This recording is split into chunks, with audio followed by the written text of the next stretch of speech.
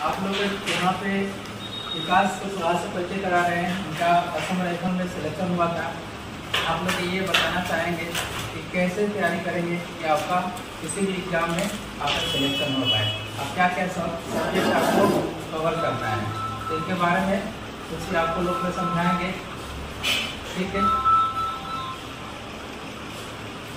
जी, मेरा नाम विकास कुमार पड़ेगा। मैं आंध्र प्रखंड के असम पंचायत के इंदौरा गांव से बिलोंग करता हूँ। ठीक है, मैं कंपटीशन के क्षेत्र में 2017 से लगातार संघर्ष करते रहा हूँ। लगातार करते करते मैं 2023 में सितंबर में मैंने ज्वाइन किया असम राइफल में। वारंट ऑफिसर विकास कुमार मेरा नाम है। मैं सिविल डिपार्टमेंट से रेडियो मैकेनिक में हूँ।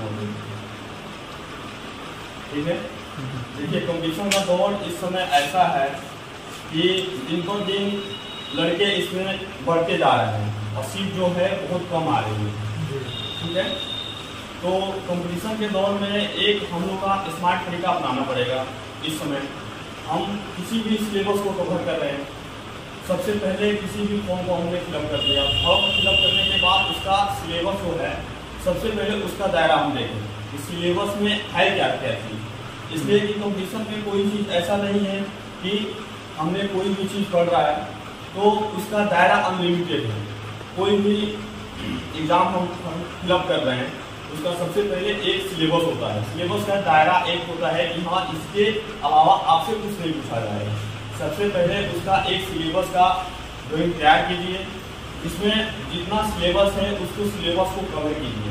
कवर करने के बाद आप एक स्मार्ट तरीका अपनाइए जिसमें कोई भी चीज़ हम याद कर रहे हैं, कोई भी चीज़ पढ़ रहे हैं तो सबसे पहले पढ़ते पढ़ते जैसे क्या होता है कि हमें कुछ भी चीज़ याद नहीं रहता है। तो सबसे पहले कि जो भी बुक पढ़ रहे हैं तो हमें जो याद है उसको याद किया हुआ टिक मत कीजिए। सबसे स्मार्ट तरीका होता है किसी भी बुक को पढ़ने का तरीका होता है कि जो भी चीज़ याद है उसमें उसको टिक आउट मत कीजिए, जो याद नहीं है उसको टिक आउट कीजिए। इसलिए कि मैंने 100% में मेरा सिलेबस 45% मैंने कवर किया, 55% मेरे को याद नहीं रहा।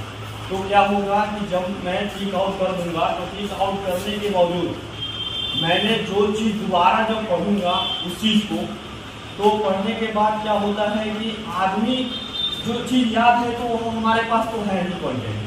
ठीक है, तो उसके बाद हमने जो याद नहीं है हमारे पास उसको हम देखेंगे तो हमारा कम समय में ज़्यादा कवर होगा।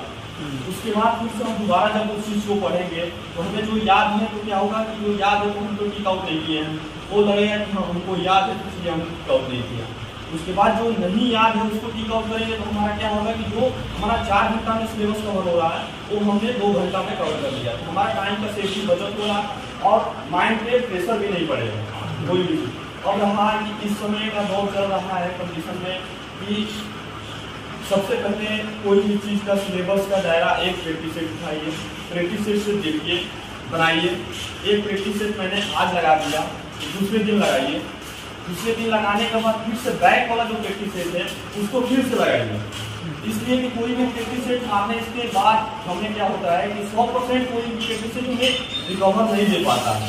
तो हमने फिर से बैक में आकर के हमने 100% इस क्वेश्चन को बना लिया, फिर से हमने फिर से लगाया उसको, देखा कि फिर से उसमें क्वेश्चन मुझे आ कितना रहा है।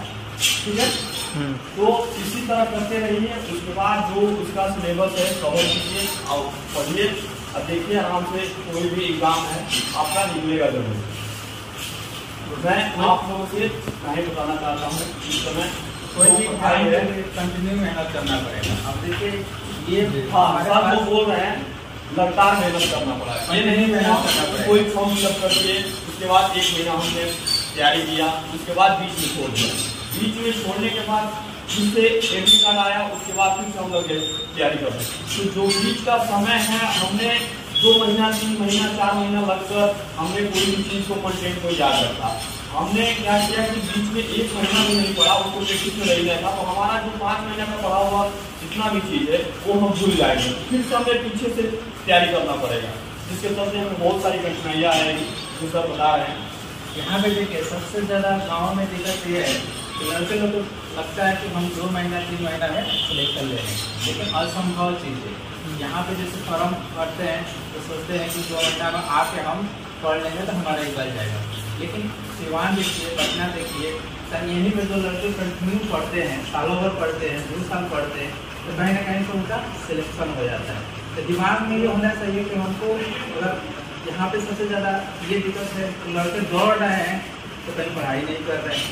बिना पढ़े हुए आजकल कहीं सिलेक्शन होने वाला नहीं है। पहली बात कि बिना पढ़े आजकल सिलेक्शन नहीं होने वाला है। आप दौड़ रहे हैं तो मान के चलिए कि आप फिजिकल बना रहे हैं, माइंड से कहाँ से चल रहे हैं, आपको एग्जाम देना नहीं पड़ेगा, कोई भी एग्जाम में देगा, बैठिएगा, एग्जाम नहीं निकलेगा तो वहाँ पे सीधा आपका दौड़ का वैल्यू क्या हो जाएगा, 0 हो जाएगा। तो दोनों चीज़ चाहिए आपको, दौड़ भी चाहिए और रिटेन भी चाहिए। रिटेन क्वालिफाई कीजिएगा, उसके बाद सबका दौड़ होगा, मेडिकल होगा, तभी सिलेक्शन होगा और कंटिन्यू पढ़ना पड़ेगा।